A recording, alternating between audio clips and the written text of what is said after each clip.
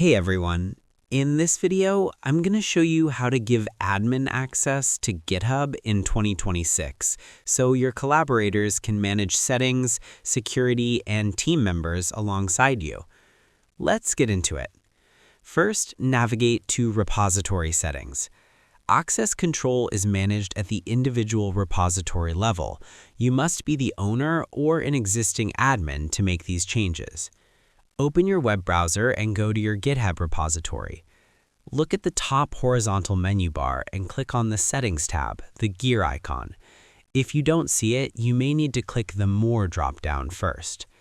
Next, access the Collaborators menu. This is the area dedicated to managing who can see your code and what they are allowed to do with it.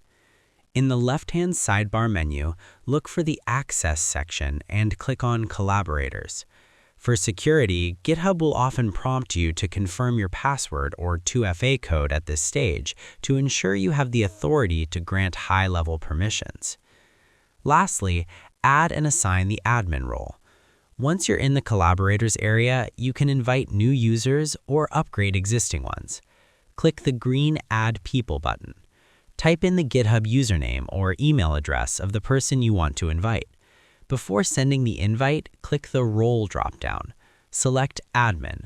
What this does is admin access in 2026 gives the user full power over the project, including the ability to delete the project, change visibility, and manage other people's access.